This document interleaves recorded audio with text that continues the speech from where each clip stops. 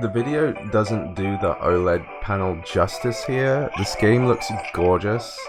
It has a widescreen patch and is playing at 1080p at 60 frames smoothly. This area used to give me dips on other handhelds. Ah, it's so good.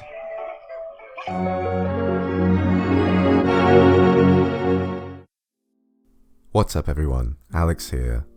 Finally, I'm returning to an Android handheld that has some decent power behind it with the AYANEO Pocket Air. And as of right now, this is the most powerful Android handheld you can get, but that is not going to last long at all. This is the 8GB RAM model with 256GB of internal storage. But there are two other models, a 6GB with 128GB internal storage and a 12GB with 512GB of internal storage. Full disclaimer here, this was sent to me for review by Aria, so thank you to them for letting me review it, and I'll be giving a completely unbiased review with my own thoughts and opinions on this device. So let's nip something in the bud right now, because AYN's Odin 2 is coming within the next few months, and has now been confirmed it will start shipping at the end of October for the first batches, and it's got some serious power behind it. I can guess a lot of people have already made up their mind about buying one, and it is very competitively priced for what it delivers. However, Aria has already announced a new Android handheld that has the same Snapdragon Gen 2 chip that looks to be competing with it. Those handhelds are going to knock emulation out of the park, and you'll be tinkering around with just how much Switch emulation those bad boys can do. So where does that leave the Pocket Air? And interestingly, it has an interesting answer. Possibly its biggest draw is the OLED screen, which is not commonly used. The Vita 1000 model, for example, has an OLED screen and it's gorgeous. But what about the power? It has a Dimensity 1200 processor, and what that really means is that it can do GameCube, Wii and PS2 up to 1080p resolution. That's its ceiling, and honestly, that's a perfect ceiling to be incredibly happy with. There is some Vita and Switch emulation to be done here, but you will be limited by the processor and the RAM with more demanding titles. Though it must be said that the Yuzu emulator for Android is still a work in progress, so it could get a lot better for some of the weaker handhelds out there. It should also be noted that this is Aya's first Android device, which sounds kind of weird, but it's true, and it's in line with their Air series, which are Windows-based pocketable handhelds, but this one's for Android. So without further ado, let's take a look at the AYANEO Pocket Air. And here it is. It has a 5.5-inch 1080p AMOLED screen, which is really gorgeous, and the overall build quality is similar to their other Air models, so if you've ever used one of those, it's very similar. At the top, we have some pretty nice shoulder buttons. The triggers here are also Hall sensor. They have a really nice motion to them, they have a decent travel, and I quite like them. I find the shoulder buttons quite comfy. There's an air outlet at the top, a microphone, volume buttons, and a really cool power button with their fingerprint sensor, which is always nice. It turns on very quickly as well, but if you turn off your device and then turn it back on sometime later, you do have to enter a pin. Overall, it's a very comfortable device, and at the back here we have another air outlet. So you can turn the fan on, and it's quite a strong fan, which I'll show later. So I don't see it as super necessary. I haven't had this device get really hot on me yet, but you know, for some people, maybe Android games, that might be useful. Here we have the speakers that come out at the bottom with a USB-C port, a 3.5mm jack, and a micro SD card slot. Now this one's interesting because it has a little tray, and inside I have got my own 512GB SD card that I have loaded with games. It's pretty secure. It was a bit difficult to slide in at first, but then once I got used to it, and it does pop right in and level out, so that's nice. I've seen some other devices where they don't quite level that back in for some reason. So here we have the D-pad. It's a very clicky, nice D-pad, but what happens when you push left and right on like the up and down inputs or at any side, you can do accidental left and right inputs, so that might put some people off. And we got some system buttons here, which I'll go a little bit into later on. ABXY buttons are nice, they're short and clicky. I think they're pretty nice to use, and the joysticks are Hall sensor joysticks, but they are very Switch-like. So if you don't find it very nice to use smaller joysticks like this, the Odin was similar as well, then that might be a deal breaker for some. I do think with some of the games I played, I would have enjoyed a larger joystick, kind of like with their Geek series or the 2S, or because those joysticks are actually fantastic. I love those. But at least the nice thing here is that you can pop these off and replace them with some different colors, or I'm not sure how customizable this gets, but you know, the default color that comes with this is a sort of dirty beige-ish color, so I don't personally love the look of that, but overall the look of the device has grown on me over time. Actually, it really has. And here we have Aya Home. So this is their self-developed Android launcher. I've never used Android 12. I'm not sure if that's the latest Android, so I wasn't sure if this was just what Android 12 looked like, but no, this is their self-developed software. It does have some bugs though. I'm just going to show here that when I've tried to arrange the icons at the top here, which is a bit like a Switch launcher, so I'm trying to arrange them a certain way, and then I jump into one of the programs. But then what happens is when I quit the program and turn it off, when I turn it back on, the icons are going to just rearrange themselves the way they used to be, just like that. So that was kind of frustrating. So if I ever wanted to basically create a sequence of icons in order, then I would have to do it manually one by one. I'm just showing at the top here that there's 2 extra buttons on the top. One of them, the top right button, is a back button, and the top left button is sort of like a home button. This is very, very nice because with a device like this, you don't really want to be touching the screen too much. You know, you want to take care of it. So when I test some of the games later, you'll see me use those buttons quite a lot to back out into menus or change settings without actually touching the screen. But yeah, Aya Home is quite nice actually. Across the top you can see there is a search bar, which I'm just currently using to just search for an app. So if you have like tons and tons of apps, you can do a quick search there and it'll find the app you want. You can also quickly access your settings, you can look at your network and check your battery at the top, which is very cool. You can touch those as well, or you can use the controller to do it. Now here we're going to have a quick look at Aya Space. Now this is something I just couldn't really figure out, and I was given some instructions on what to do. It says here that we can use Pegasus or Emulation Station to kind of like transfer our game list into what is kind of like a sort of Aya launcher here. And yeah, I just couldn't really figure it out, and I wasn't really sure why, because I actually use Pegasus a lot, and I was planning to use Pegasus on this, but I found myself just happy with the sort of Aya Home that was currently there. This looks pretty cool to me. Next we're going to have a look at the Aya button, which I just pressed, and if you've used Aya Space in their other handhelds, you'll be somewhat familiar with this. You can see that there's some gamer profiles here. We can switch from game to balance to saving. So if you go down to saving, if you're playing a demanding title, you will find that it will start running worse. So if you want to get the most power out of this console, you need to be in the game profile. You can also set the fan on. I'm just going to show how loud this fan gets. That's on the max settings, and I've never played a game so far that actually required that. I don't know if that's really for something, let's say like Genshin Impact, if you're playing that at like its highest settings. We also have a performance overlay here. I haven't personally used this much. I found in a couple of apps it wasn't actually accurate. There was one game I was looking at trying to have a look at the FPS, and it said 5 the whole time, so I decided not to use it in the end. Here we have a look at you can tweak some handheld settings here. I wanted to point out there's this setting here called hand lever. So basically if you put a USB from your computer into this device, you can't just transfer files like you usually would. You have to turn this hand lever off. And what that will do is it disables the controller, And because of that, then you're able to transfer files from your computer to this device. So it's a bit awkward, and it has something to do with the Dimensity processor having the ability to only like do one USB thing at a time. So you essentially have to turn your controller off in order to do file transfer. But I think regardless it will charge anyway.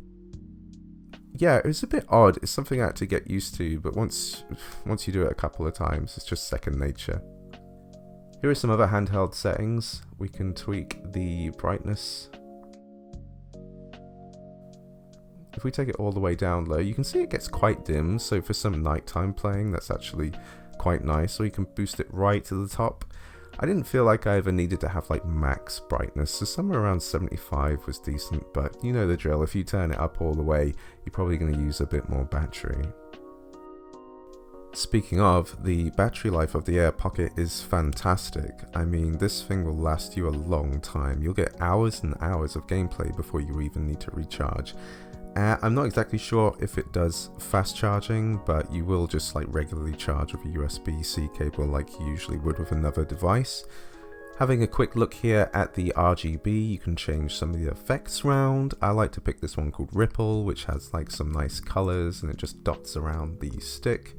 It's a nice effect. I've seen that on the AYANEO Geek 1S. I choose it on there as well. Having a look at the widgets here, so one of them I want to look at in particular is this one called Sound Tap Magic. And what this does, it kind of uses the speakers to add a vibration effect through the console. So certain sounds will give like an extra feeling, like, well, that's the it's the vibration of it, and it's actually a pretty cool effect. It works really well on retro games. I'm going to dive into the IS-based settings here. And there isn't a whole lot I really fancied going into here, so I just sped it up. But there's a few things you can look at, and most probably importantly, you can look at the About page and see what details are there. So, just going to have a little dive into some Android games. I'm not much of an Android gamer myself, so I thought I'd just pick a couple that are like classics I would play. So Stardew Valley, you can see here that I am an absolute alcoholic. I have 2 barns filled with alcohol that I do not plan to sell. That is all mine. No, I will sell it. But this is a save file I took from my PC, which is really cool. And here's Vampire Survivors. This is a mad addictive game, and really cool that you can play this on Android. I played this a heck of a lot on my Retroid Pocket 3 Plus, and the graphics aren't anything to shout about, so I wouldn't say the OLED panel really like brings it out in any specific way, but yeah, pretty cool that you can play this stuff. Here is PSPlay. Spider-Man 2 just come out. Don't worry, there's no spoilers. We're just going to swing around for a bit. But I wanted to test how well it plays as a streaming device, and so got it connected with my PlayStation 5, doing some remote play, and yeah, it's pretty good. For some reason with PSPlay, I couldn't get my 5 GHz connection working, so I had to use a regular one. But I found that the latency was pretty minimal, and I was able to play this nicely. And Spider-Man 2 is set around the summertime for their story, so the colors really pop on this device when you're playing it this way. It's actually pretty cool. I might actually play some of it this way if I'm like chilling and just fancy like taking a break. But this game is absolutely gorgeous, and I can't wait to play more of it.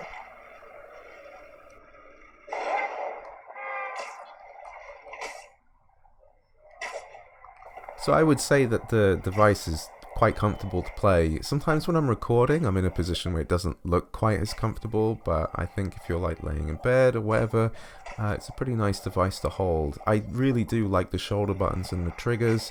I just think the sticks are a little small. I think a lot of people complained about the Odin's sticks, because those are quite small too, very Switch-like.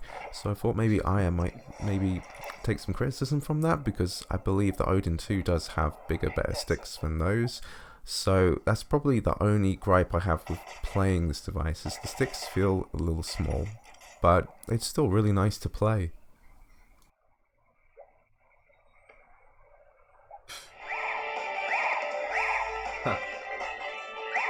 Like selecting left and right, I feel the vibration in my hand. It's not like too dissimilar to like feeling extra things like on a DualShock 5 controller, but... Oops. Mission 1, start.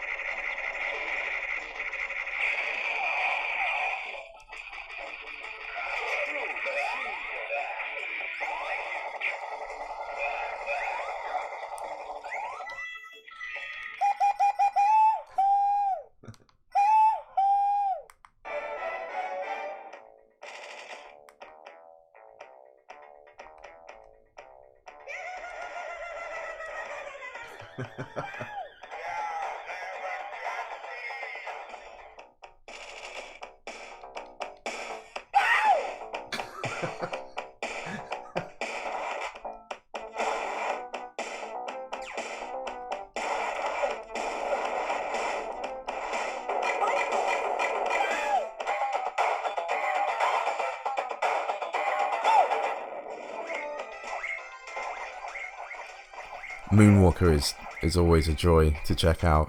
It's so funny. So maybe this section is not too informative. I mean, these are just retro games, but for my own interest I wanted to check them out on the OLED panel because these old games have some like really solid colors in them and they are really nice to look at. It's pretty cool to go back to retro games and play them on a much nicer screen. The recording I have here doesn't quite do it justice, but in person it's very crisp and just really nice to look at. Metroid Fusion, for example, I don't know if I've ever seen it look better. I think some people probably won't care too much about the screen, but anybody who enjoys an OLED is probably going to be really interested in this, especially for old titles like this and so on. Very cool experience.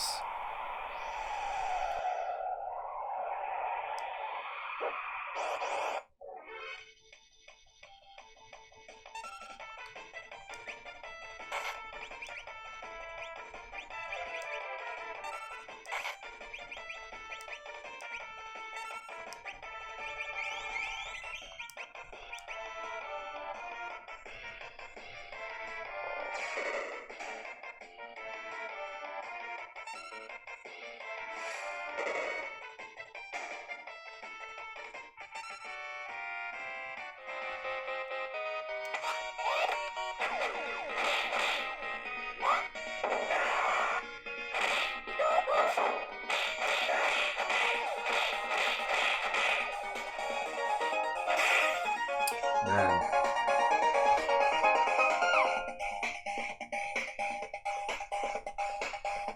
You can really feel these sounds with that. Let me show you again. With sound tap magic.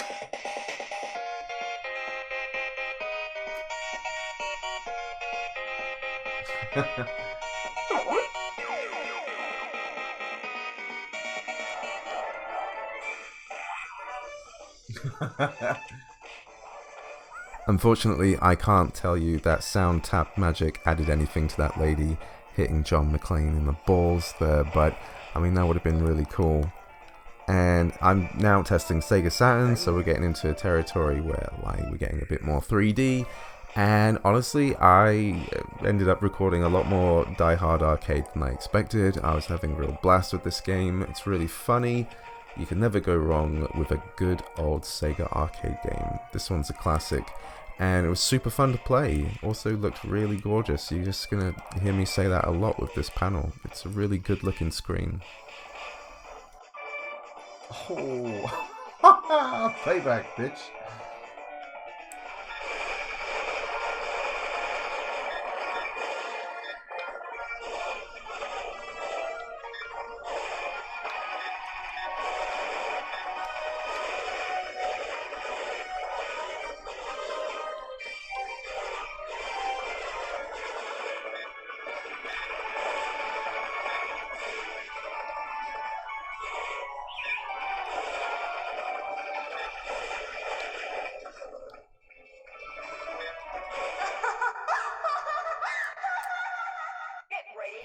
Here in the Dreamcast section, I wanted to talk about the sound quality of the Air Pocket for just a bit, because when I first started testing it, when I had the volume at max, it was really rattling my ears, especially with games like Crazy Taxi. Now, I'm not sure if this is because of like audio that's like really compressed and more modern, and it's just not really working very well with the speakers that the Pocket has. Whereas like more retro games, I found that the higher volume it was actually better to listen to. But yeah, the speakers on this aren't fantastic, but they're also like not terrible either. So it depends on the system, pretty much.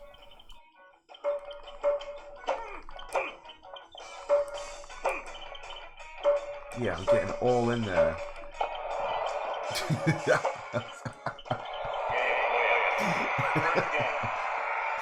Oh man. So desperate. Oh, that was funny. Apparently I enjoy Virtua Tennis a bit too much, but this game is like near and dear to me. I have a lot of great memories of it. Particularly the Dreamcast, since the Dreamcast was like pretty much one of my first consoles that was just for me and not like a family or one I shared with my brother or something. So the Dreamcast was like very personal, so I enjoyed so many games on it, and I'm having a great time here making Rogue Kiss Rogue and then Rogue Kiss Cyclops. But yeah, Marvel Capcom 2 is a banger of a video game.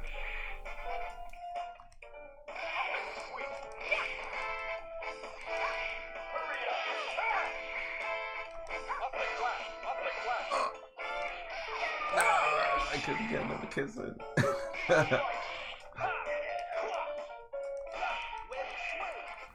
Jumping into N64, I thought I would quickly show how you get widescreen on the M64 FZ emulator. So there are emulation profiles that you can tweak or make your own, and in this one I have made a widescreen one where I go to the plugin and change it to Glide in 64, and then I turn this widescreen hack on, and as long as I'm using that profile I will have any N64 game in widescreen. It doesn't work with every single game, so for example, when I say it doesn't work, the widescreen will work, but it doesn't mean that the game will run fantastically. So for example, The World Is Not Enough, which I tried to play once, I had to use a different plugin to get it to run better because it was running really, really badly. But these N64 games look super good in widescreen here on this emulator. You can also do the same thing with the N64 core on Retroarch, and it will look just as good. You can also patch N64 ROMs to have widescreen support, so for example the HUD will stretch properly over to the entire widescreen. And a quick look at DS emulation now. So what I didn't mention before is I basically took everything off my Odin and put it on this device, since they're pretty similar, but the Air Pocket is just a more powerful device. So one of the things I did on that device was I created these custom borders for the DS emulator, so you can see that they have like these nice little bars on the side and then an image in the background, and that made it a lot of fun to play. But then when it was games like Metroid here, I prefer to actually use the second screen as a little touch screen, as it makes it a lot easier to aim and play the game. I think I am also using 60 FPS cheat codes. I have a video on my YouTube where I have done lots of different things with different games, and one of them was cheat codes for DS games to get them to 60 frames and other support like that, which makes them really awesome to play again, and it's definitely something I recommend. Looking at Majora's Mask here, so we're using Citra. It is the newest build, so it's a nightly build. We're switching the graphics API over to Vulkan, and we're able to get an internal resolution of 4 times. So as I'm playing, it's going to stutter here and there, but it's well known that the system has to cache when you're emulating, so it will be smoother as it... Basically, the more you play, the smoother it will play. And apart from a few little hiccups, it's running incredibly well. There's a setting I also turn on soon where it tries to do caching in the background so that the game's a bit smoother, but there would be texture problems. I would have to test that out a little more to see if that works any better, but if it does help the game run smoother, then we have really good 3DS emulation here at 4 times resolution. It looks fantastic on this screen as well, and I personally like to play these games so that the main screen fills up the entire screen. Unfortunately, the main build of Citra doesn't have any hotkeys to swap the screens around. You have to press the back button and change that in the little menu that pops up. But thankfully, the Air Pocket does have a dedicated back button at the top, and you can then use the D-pad to quickly go and change that with the buttons. So that does make it a lot simpler. So you can quickly change the screens over as fast as you like, really. But yeah, damn cool. 3DS emulation is something that is still going on, and the fact that we have Vulkan now, the performance is great, and I don't know how much better it's going to get, but it's gotten really good. I've been testing this stuff for a while now, from the Odin to the Retro Pocket 3, and now to the Air Pocket. And I'm damn sure on the Odin 2 it's going to be absolutely fantastic. So you can see I turned the setting on now, and hoping that it doesn't really add any hiccups. But I do fully believe that you could play Majora's Mask the entire way through. And Mario Kart 7 runs incredibly well. And it's such a colourful game that it does look amazing on this device. So 3DS emulation is something I definitely think is great on the Air Pocket.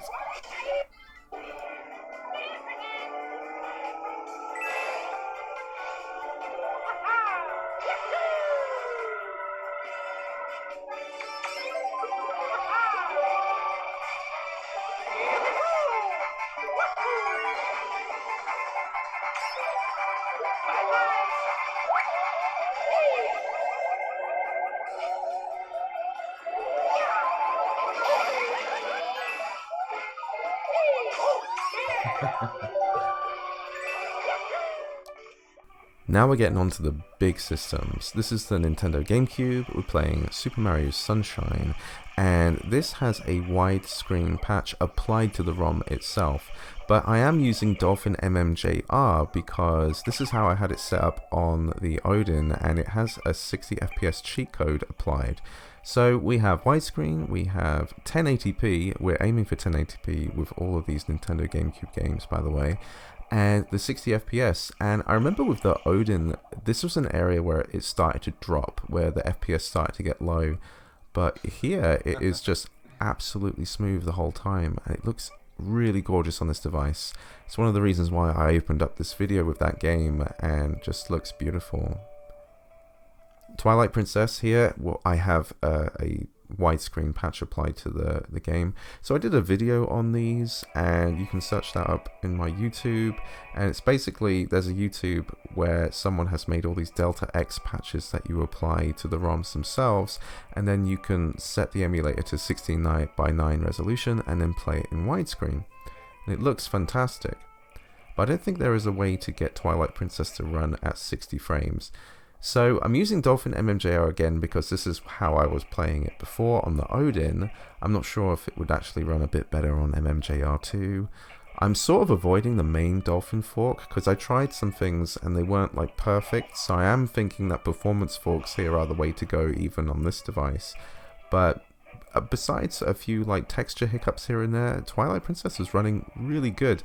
And unfortunately I haven't applied what I have on my Odin, which are these high resolution textures which you can like replace using the emulator, and it looked so beautiful on the Odin, and it would look even more beautiful on this device, I'm sure. Now on to F-Zero GX. Now we know that this is a harder one to run. Here we are now using MMJR2. I had some problems with this in MMJR, and I think I tried the mainline fork and thought, nah, this isn't great.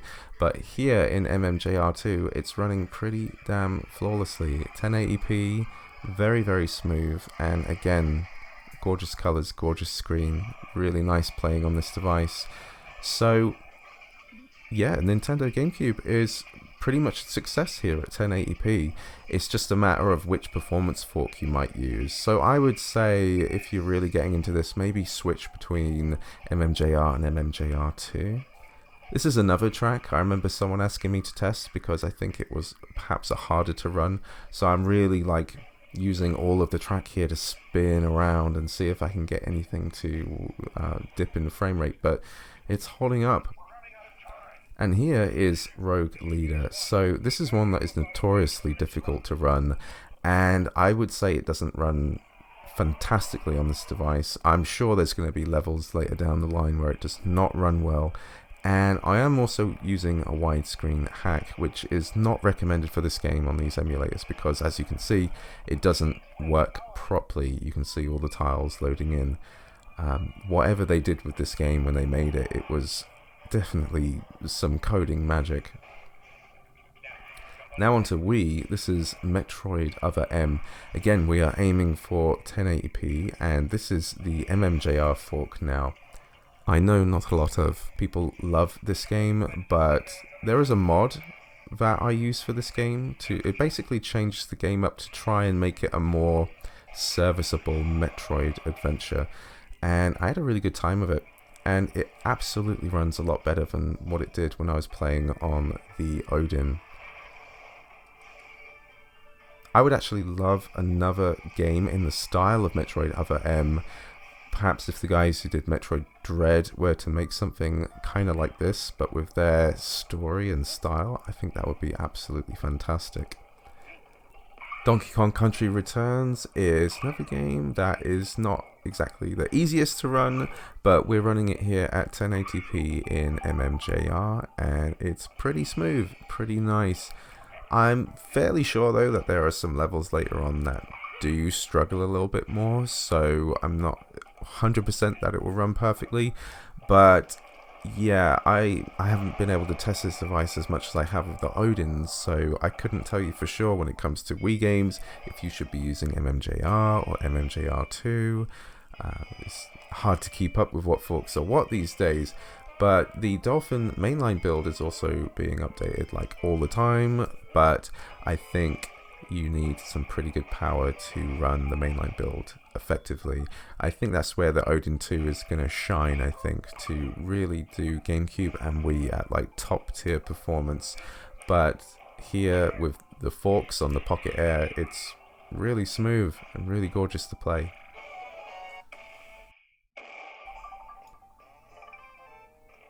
And of course, it's nearly Halloween. I had to chuck in some horror game here for a little bit. Just having a quick look at PlayStation 1, we've got widescreen hacks on and bumping everything up to 1080p. Silent Hill looks great. I really wanted to show more footage of this, but because it's such a dark game, it was reflecting a lot in the screen, so I wasn't able to show it off as much as I would like. But these PlayStation 1 games with widescreen hacks are really awesome. They only work on actual 3D games, so nothing 2D like Mega Man X4 is going to have a widescreen hack working. That will just not work. But I do think it's nice to be able to stretch those games just a little bit more than the 4:3 ratio. But yeah, this is about to kick off the Metal Gear Solid section. I'm going to check out this, Metal Gear Solid 2, and Metal Gear Solid 3.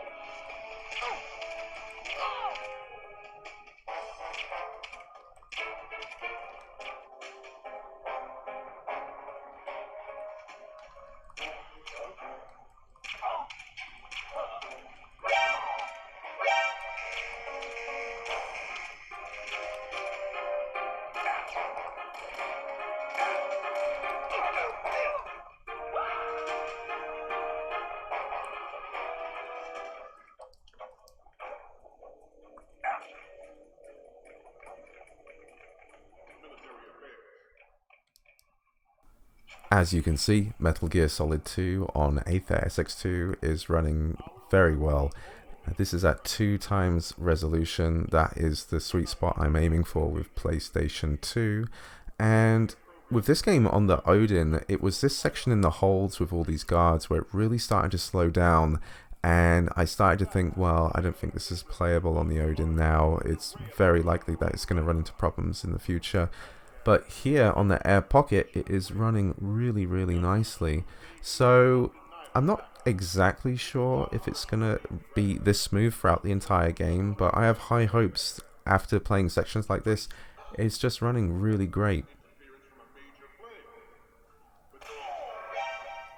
And Metal Gear Solid 3. This is a section where things could stutter a bit more as we're in a more detailed area with more guards. But this entire section I was able to play perfectly smooth. So I believe on this device you should be able to play Metal Gear Solid 1, 2 and 3 without any real major hiccups. Definitely playable.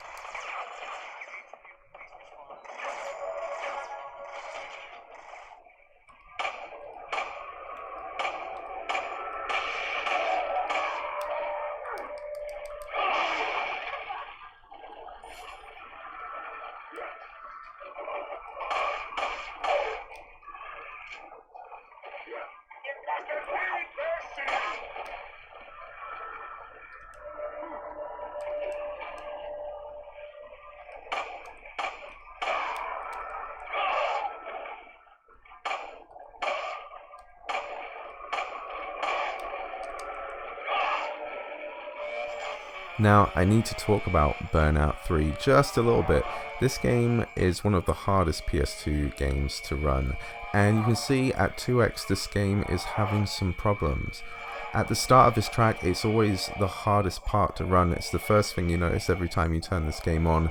Once you get out of the traffic and around these roads, it starts to play better. If you have problems at the start of this track, you definitely will later on. And here is where I go to patch codes and enable patch codes. So I did a video where I found different cheat codes to make some games play better on the Retroid Pocket 3 Plus, and you can definitely use them on different devices. And here you can see that the blur effect that this game notoriously uses is gone. But what that means is that now the performance is even better, to the point where I was even able to bump this game up to 3 times resolution. And I did the same thing on the Odin, and it runs extremely well. And I wanted to just do a crash here to see if any effects would make the game slow down. But using that cheat code, I know some people would say it's wrong, they like the effects that are already in the game. I actually think it looks a bit better without those effects, but you know, this is just a personal opinion. But my personal opinion allows more frames, so it's great. And Shadow of the Colossus. So Shadow of the Colossus ran very well on the Odin, and to get it working on the Retro Pocket 3 Plus, it needed a cheat code, especially of this boss onwards, to help get those frame rates up. Here we're at a 2 times resolution. I think I've actually had to put an underclock on to get the game running like very smoothly. But yeah, we're just going up against these giant colossi, and it looks fantastic, and it's a pretty stable 30 frames per second.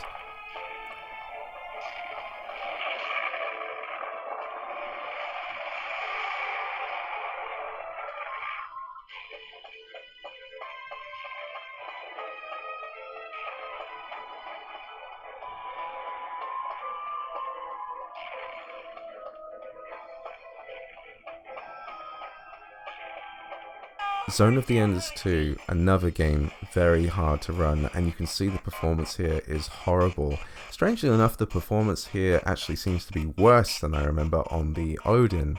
So on the Odin, I could never get this game to run smoothly past this point, this particular boss. However, if you go to Advanced here and turn GPU palette conversion on, suddenly, like magic, we have absolute perfect stability, 100%. And it's so smooth and so fast.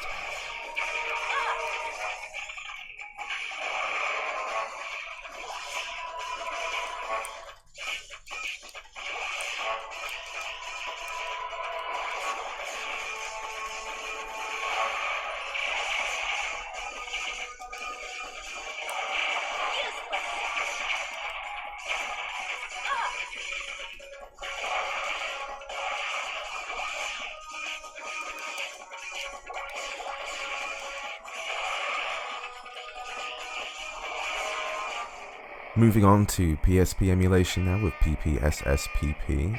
Now with these games, I took these settings from my Retroid Pocket 3 Plus. I did a bunch of videos about how to get PSP emulation really nice on that device because it's such a good device for it. So here I'm going to be demonstrating things like 60 FPS cheat codes. Motorstorm is one that runs at 30, but with the 60 FPS cheat code we can bump that up and it looks gorgeous. Now this is the only game that needs OpenGL to run really well. The rest of the games need Vulkan. But a couple more of the games I actually tested in OpenGL because I forgot to change it back. Because when you change the API, you have to restart the entire emulator again, so I just completely forgot. And here we have Peace Walker, again, another 60 FPS cheat. It makes it look really good.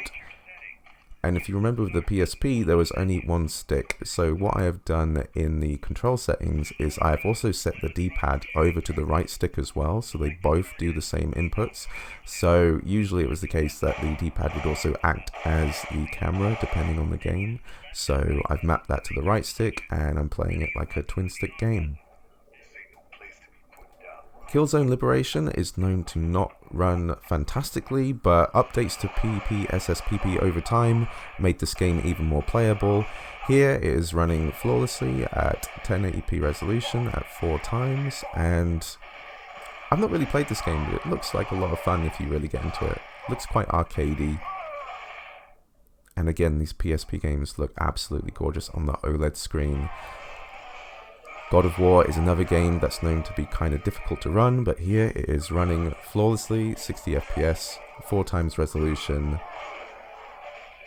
Looks amazing.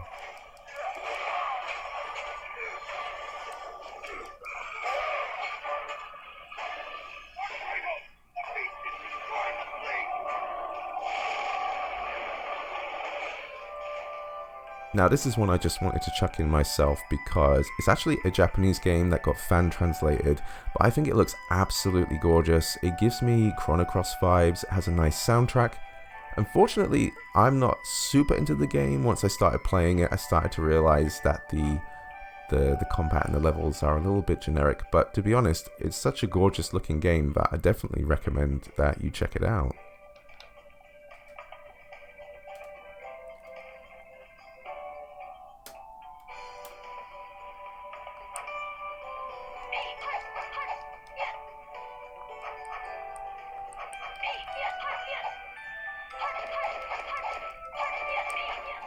Now I'm including this one, Phantasy Star Portable 2, because someone pointed out to me that this section of the game, the frame rate would tank like massively, and that was true. When I tried this on the Retroid Pocket 3 Plus, the frame rate would just dip hard, but as you can see here, just running around this little area, it is not dipping at all. So I just wanted to show this off and show that PSP emulation is pretty much faultless on this device, and it looks amazing.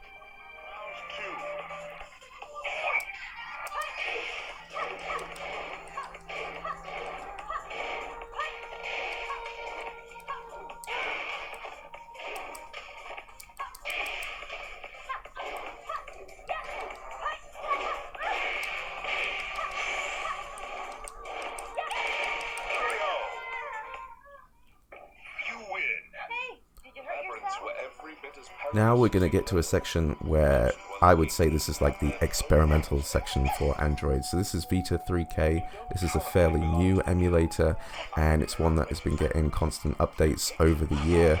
I remember that Dragon's Crown on the Retroid Pocket 3 Plus would have some texture issues, but here it looks amazing.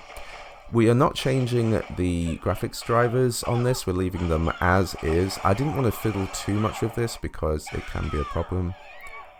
I wanted to demonstrate Gravity Rush here because it was running perfectly until this point in the game where this weird graphical error would just would not go away. Up until this point it looked perfect.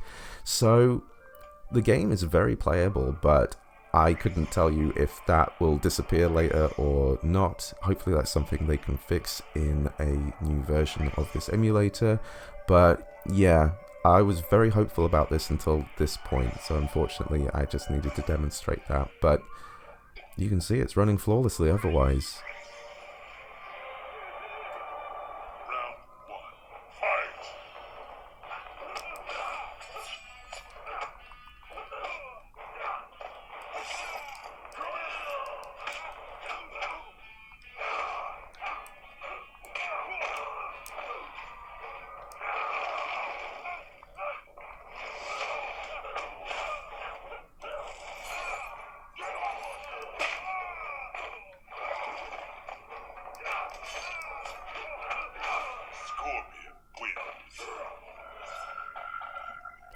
Ninja Gaiden Sigma Plus is an interesting one. I think in the compatibility it doesn't show it as green, which would mean completely playable.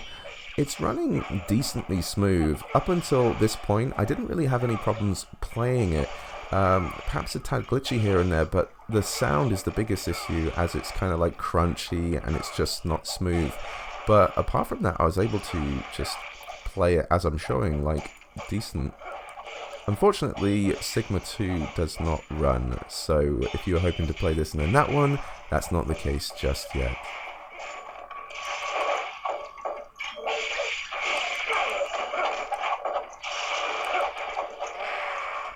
Now this is the fun bit for me.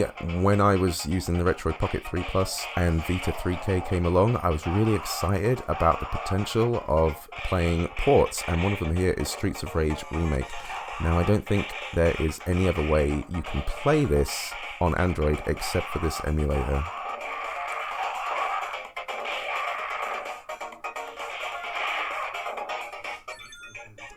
Wait, I just gotta say, this looks amazing on the OLED.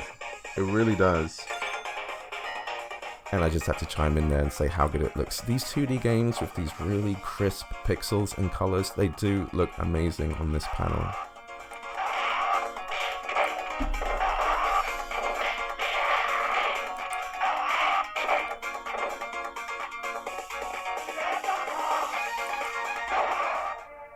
And here's another one I was really excited about, A Link to the Past Enhanced Recreation port.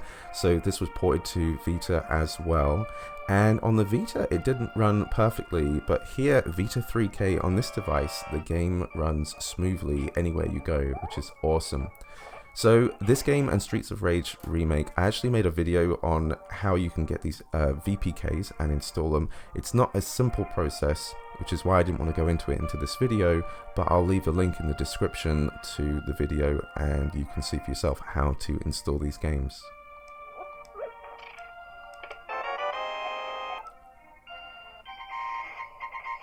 And now another big one, Nintendo Switch emulation with Yuzu. So Yuzu is also fairly new for Android and constantly gets updates, so over time you can expect to see some big improvements. There are some games that run well and some that just do not run at all. So in this case with Captain Toad, you can hear the sound is decent, but it's kind of slow. It's not running at 100% speed. It's pretty much playable, but I only tested the first level, so I wouldn't recommend diving into this one. But you're going to see a trend here that the bigger 3D titles are either going to be difficult to run or do not run at all.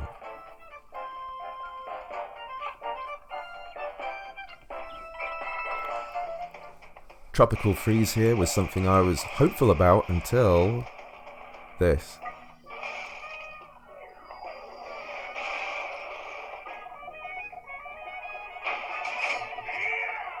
Donkey Kong jumps out and all his like textures are just stretched out to a certain point.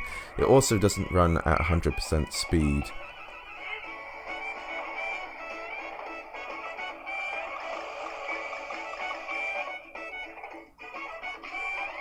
But you can see it's fairly playable. It just, I believe that with some more updates to the emulator, this might actually be properly playable on this device. I can't remember if Yuzu actually lets you use your own graphics drivers, so maybe that's the case, that maybe installing your own graphics driver might help. But like I said, I didn't want to get too technical with these last two emulators. I just wanted to see what they could pretty much do out of the box.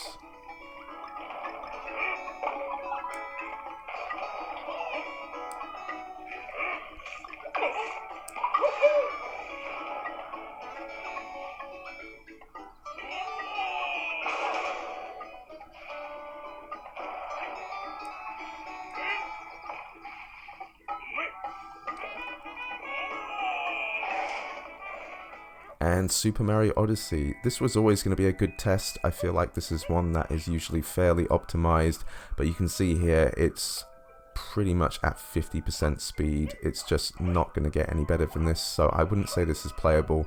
But yeah, I just wanted to show this trend here. The big 3D titles either going to be similar to this or not working. So another example was Metroid Dread wasn't running, and there were a couple others I tried to open and would just crash immediately, like Live a Live by Square Enix rather, that's showing my age. That would not run at all. So yeah, do not expect big 3D titles to run.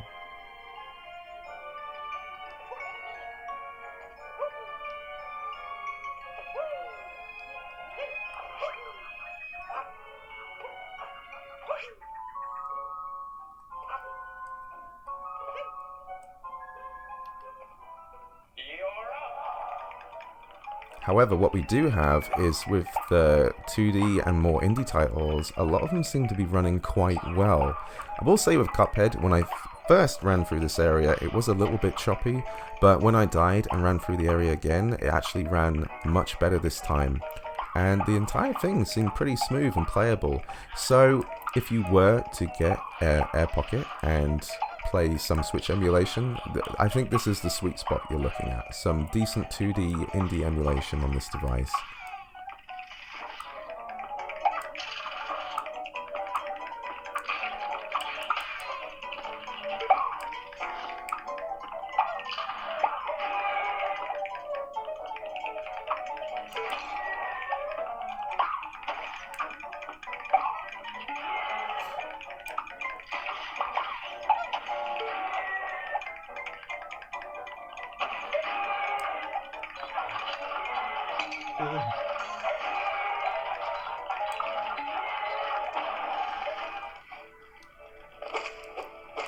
Now, Hollow Knight was an interesting one, because I was playing it and it was running extremely well, but what I noticed is that when I went from room to room, it just seemed like the loading times were much longer than they had any right to be. And I played this on the Switch, so I don't remember these loading times being this bad, but maybe that's something to do with the emulator. You also have another option, which is the Skyline emulator, which got cancelled. Well, they just stopped developing it basically, and Hollow Knight might be playable in that and better. So if you were to get into Switch emulation yourself, you could jump in and try Skyline yourself, and you might get better performance with a few different games, but again, do not expect like big 3D titles to run any better.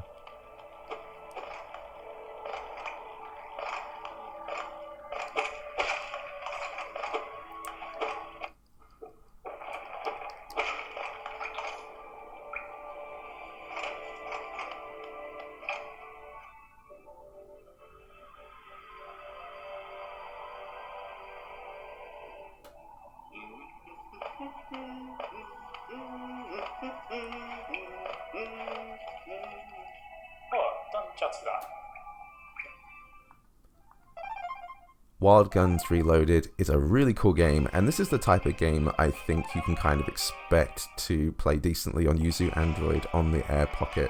So if you're going to emulate some stuff on here, yeah, these are the kind of titles I think you should be looking at. This one played flawlessly and is super fun, especially if you play with a friend or something. Really awesome co-op game if you can do that.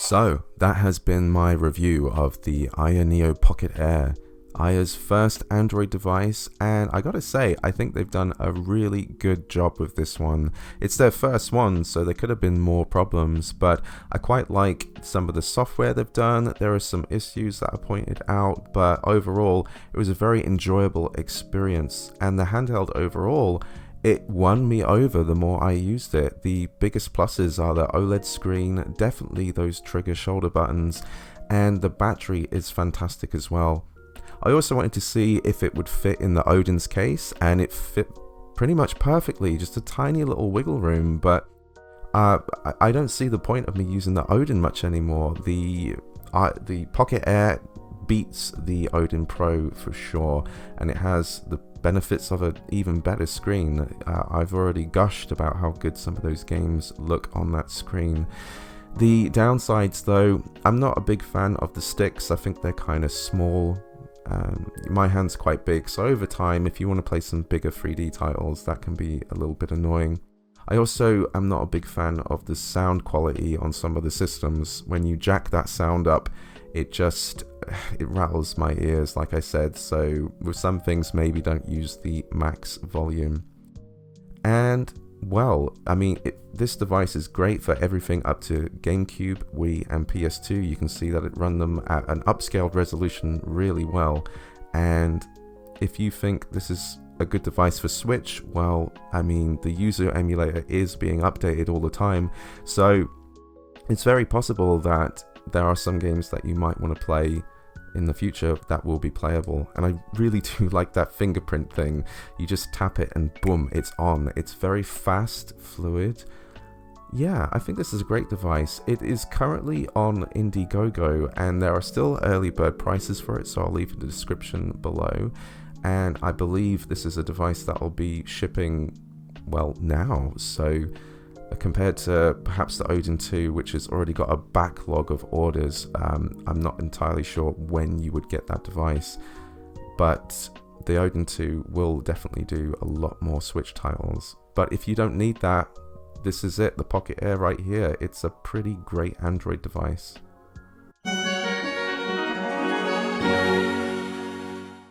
I've been Rotaka. Please give this video a like. If you enjoyed my content, please give me a sub, and I'll see you in the next one.